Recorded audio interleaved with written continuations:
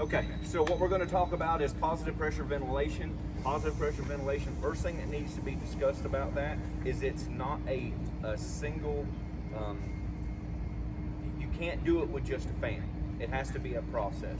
And part of that process of doing positive pressure ventilation is you do a 360 and you try to determine where the fire is. So let's assume for a second we've done a 360 on this building and we've determined that the fire is on the C side. We're currently on the A side. We've decided the fire is on the C side and we've opened a door or a window or something on that side to do that ventilation, correct?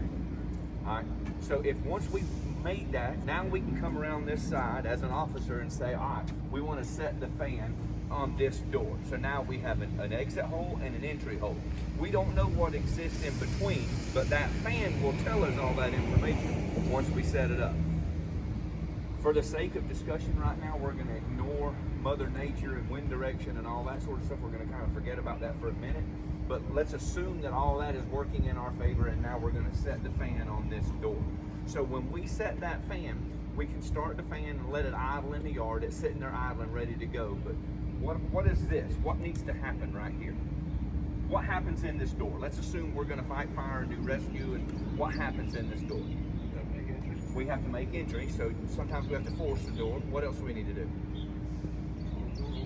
Huh? Yeah, we'll have to control the door, right? We need to prop it open, do whatever we need to do there. But we're going to be doing things, right? We're going to be going in and out of this door.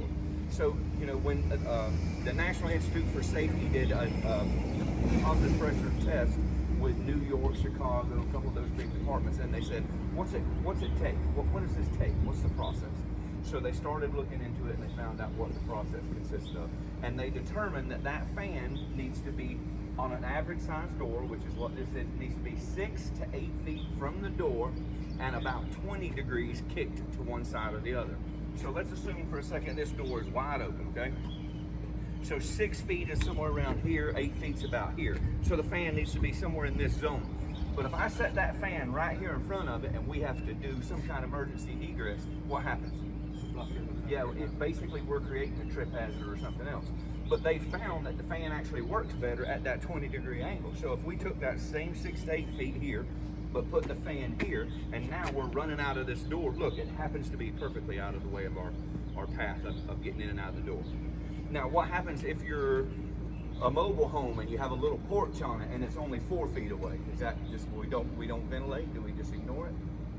No, of course not. You still set the fan. You just have to understand that your ventilation is not going to be ideal. So let's roll the fan up to the 6, 8 feet and let's kick it at the 20-degree angle, and let's talk about what happens here.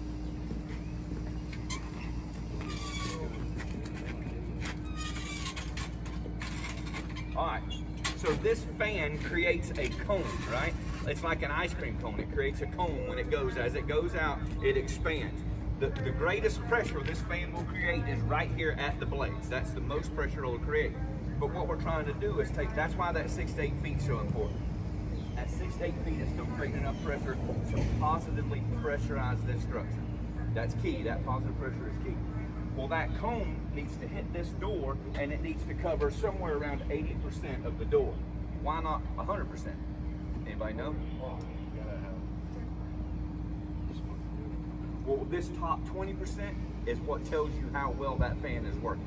So right now, everything is closed. If we kick this fan on right now and said blow, we're going to blow the smoke out of this building. What you would see is a lot of turbulence here with smoke coming out because there's no exit hole. There's nothing opened up on the other side. Well, since there's no exit hole, this fan, this door, and this 20% right here will tell you everything you need to know. That turbulent smoke will be trying to come out here because there's no place else for it to go out.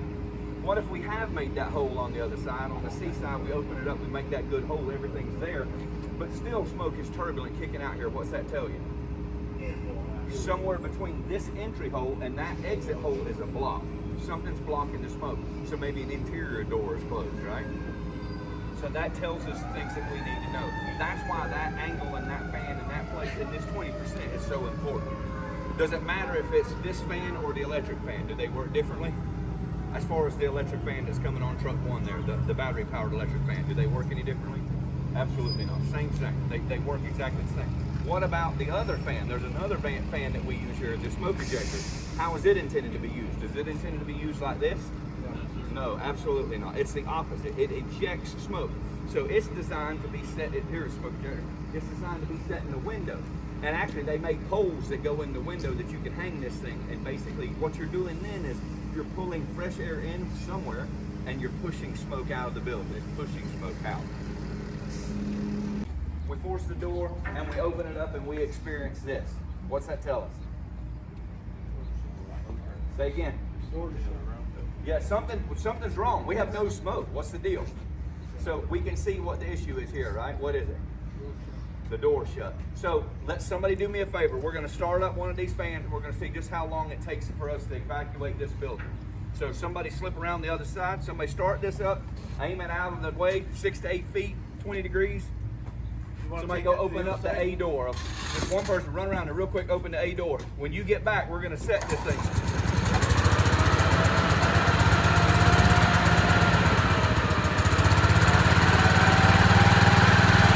Walk in.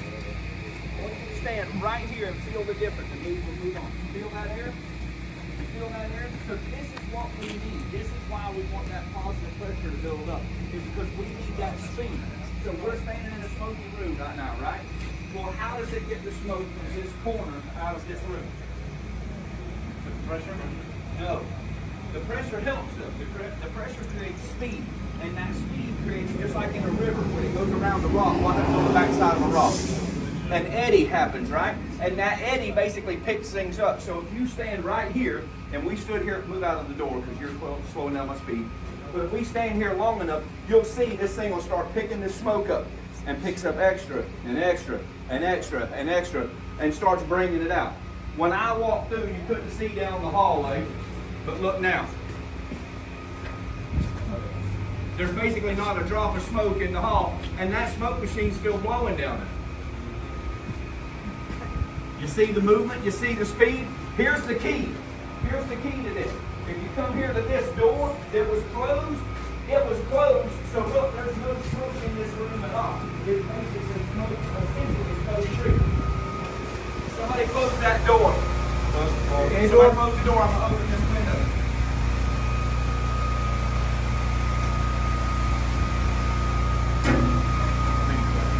So what we did is we just changed the flow path. Y'all should have stopped feeling the air blow across you.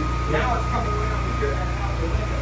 So our live victim that we had in a tenable atmosphere, we kept that atmosphere tenable until we cleared the smoke out, and then we can come in and do something with it. So when you know if you come into a smoky house and we gotta have the ventilation set up, if you open this door and that window's ventilated, we're gonna fill this with smoke.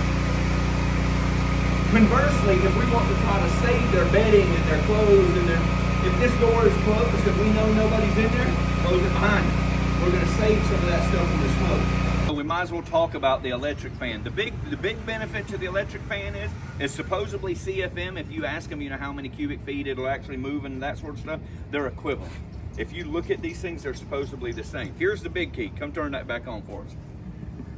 This is the key. Now I'm on a radio and I'm trying to give directions to somebody in there. So it turns the power on.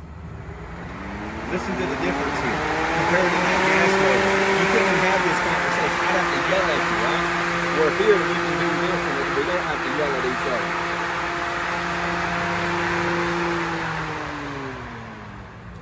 That's the big difference to this fan. So same thing, 6 to 8 feet, 20 degrees off. Let's bring that thing up and get it set up. Because remember, the reason that 6 to 8 feet is so important, we want that 20%. Now what we're going to do this time is we're going to bring it around a little bit. It's a little bit too far off the side. There you go. 20% is just out of the straight off the door. So somewhere along in there.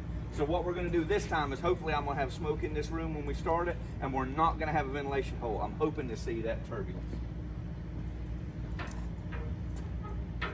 Alright, look what happened at the top of the door now. See how things are trying to move in as opposed to how they were busting up, rolling out?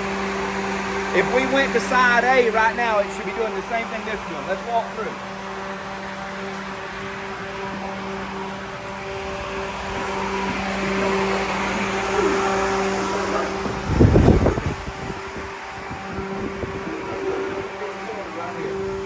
This is what I'm talking about. This is what that pressure does, is it creates speed. And that speed right here in this corner. Look at it turning that corner there. And watch what happens here. Right here is where it happens. This is where the eddy happens. And this is going to start picking up that smoke and start dragging that smoke out.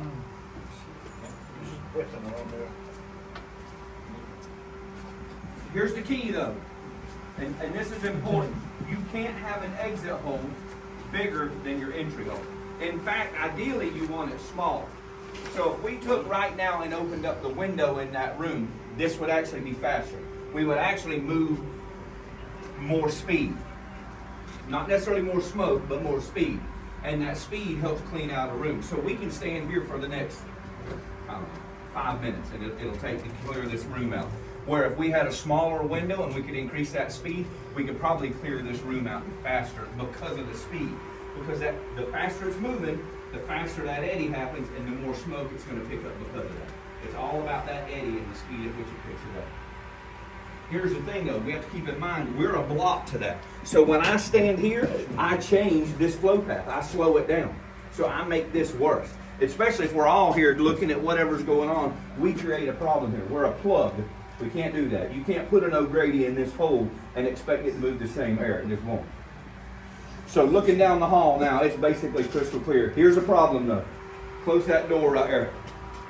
I want y'all to look down this hall right here and look at the room that had smoke in it. See how it's struggling to do anything with that? So what we're going to have to do is compartmentalize. What I mean by that is now we've pressurized this room. It's locked down. Come on down.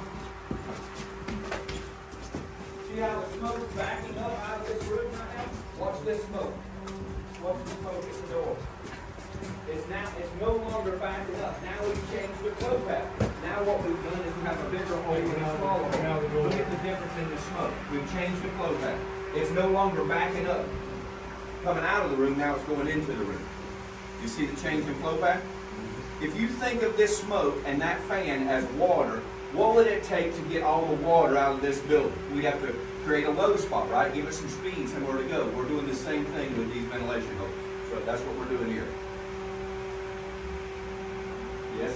Yes, sir. What happens when we stack this up? Instead of it being this building, now we start stacking it up to 4, 5, 6, 7 stories. Now what? Does it work the same? It does. As long as we can pressurize that building, what we may need is 2 fans stacked up at a stairwell, close all the stairwell doors, every single one in that stairwell except for the one we're trying to ventilate. So let's assume we're going to ventilate the, I don't know, pick a building here in town. The Department of Education. We go open, we positive pressure the ground floor, the basement, or the surface level floor. We put a couple fans there, we pressurized it. So now we've created a clean path all the way to the stairwell. Now we've brought the stairwell door open. Now we pressurize the stairwell and it goes up, pick a number of floors. Now we've done it. Well, now we need to get that out of that floor. So we take a window or we put it into the other stairwell and then open it up at the roof. It'll literally move that smoke all the way up and all the way out. I will tell you there's a thing called stack effect. Stack effect happens after about 10 stories. So the Capitol is 22 stories. So what happens in the Capitol? What do we do there? It's going to start to stack up after about 10 stories because that fan's only creating so much pressure, but air also creates pressure, right? So there's enough pressure sitting on it that it doesn't want, it's called stack effect, it doesn't want to move it. So how do we overcome stack effect? Give me a guess. Another fan. So that fan that's sitting out there now, that electric fan, that's the one we need to help with the stack effect. We're not creating pressure, we're creating movement. So now we take that fan up on the 12th floor, wherever the fire floor is, and now we set it at the stairwell. So we pressurize the stairwell, it's pressurized. Now we put a fan in the stairwell, pressurizing the floor itself. All that's doing is creating some movement, and now it pushes out and moves on. But we can't do that with a gas, well, we can do it, we have done it with a gas-powered fan, but ideally it's not best to do with a gas-powered fan because now we're putting those exhaust fumes in that building and creating a non-tenable atmosphere in the building. So another check to the electric fans or whatever, it doesn't create that problem. Way better on sound, way better on being able to put into a building to create that velocity that you need, and actually much quieter, lighter. The lights are a big thing. So if you're pressurizing a stairwell or whatever, you need to know, look down the stairwell, you see the lights. If you're looking at a fan with lights on it, you can see how it's moving smoke, opposed to Like we were just looking down this dark hall, you can hardly tell me. Everybody good with that? All right, let's shut it down. So what we're going to do here is we're going to charge this window right here with this positive pressure. So this victim's in here. When we open this, you'll be able to see. Brittany, come up so you can see the victim in here. When we open this, somebody turn that on, get ready to set it. Get ready to turn it on. When we open this, we have a victim right beneath here, but sitting in the smoke. So back that thing up just a hair, go ahead and charge it, and let's pressurize it. Somebody get ready to come in here and climb in here, get a victim out. So we're charging this thing right here. We got that turbulence. You see the turbulence? Do we even care about that right now? I don't have anywhere for it to go. Somebody run around, hit door A on the A side. All right, somebody go in and make it happen. Stand by the door and I'll tell you when to close it. Remember, we're gonna vent. When this is the vent hole, we enter, wait. When they open the A side, it should change the direction here. There it is, close it. Look at the difference we've made in that atmosphere right there. Just that quick. All right, grab the victim, let's go. Be nice, be nice, be nice. Just rock it, it's fine. Good job. Now, this is opposite of what I told y'all inside. You want your entry hole bigger than your exit hole. Look at what's happening here. We're not getting any velocity. And this is the problem with it, is the velocity of it.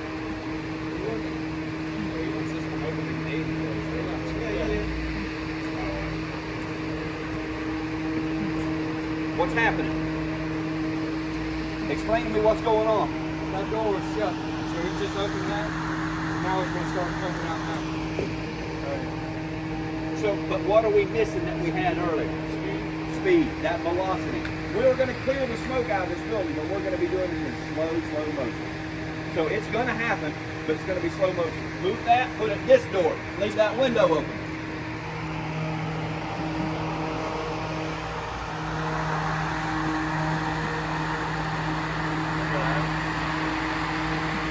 Now let's turn it around. It's going to take a second. But look at the difference already in the damn speed at which it's going to move out the window. You see the change in speed, the change in velocity? So again, I'm not saying it's going to move more smoke, but it's going to move at more speed, which in theory should pick up more smoke and move it quicker. So now it's got to take everything that's in there, push it all the way back out. Can we use two fans in conjunction? 100%. Let's fire up that next one. Set it on the other side. So to circle back on Mother Nature. So if we pull up on a fire and the wind's coming, in this case, the wind's coming from the west blowing into this building, but yet we're trying to ventilate on the other side, pushing it out, it's going to negate it. So usually if Mother Nature gets anywhere near 10 miles an hour, we can't overcome that. That's kind of a magic number, but listen, it can happen on an 8 mile an hour wind. On our 360, we identified the room that was on fire, room and contents side C. We break that glass with the tool that we carry with us on our 360. We get that opened up, we cleared that sash, we've done that. Now we're gonna come around here, right? It's me, firefighter, and officer. We come around, the fan's sitting here, my driver. I'm gonna say to him, set the fan, let it go. He's gonna do that. What are you and I doing?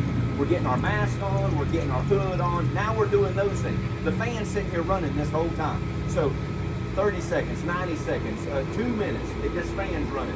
What's happening during that time inside the structure?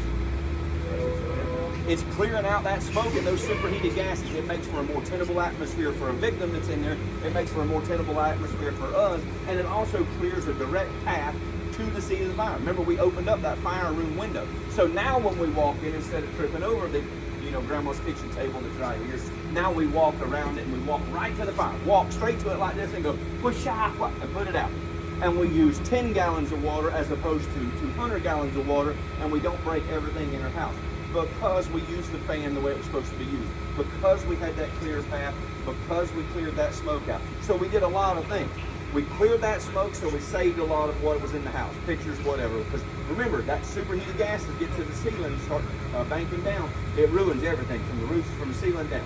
So we got rid of that. We made it clear. Now we didn't break all the furniture and everything else. Now we actually made a better atmosphere for us. And by the way, when we're walking in, we cleared the smoke out of this room. Now we can see Grandma. So when we walk in, instead of walking in and walking over Grandma, which it's happened, now we see her and we do the rescue, first thing. Because we used the ventilation as it was intended to be used. Ventilation is a tool, but it's a tool that has to work in a series of events. You got to have a ventilation hole, or an exit hole. You got to have an entry hole. You do that 6 to 8 feet, 20 degrees. This piece of smoke right here tells you everything you need to know about how effective your ventilation is, right? How do we know what it's doing if we open the door, set the fan, and run right in? We never had a chance to even see it.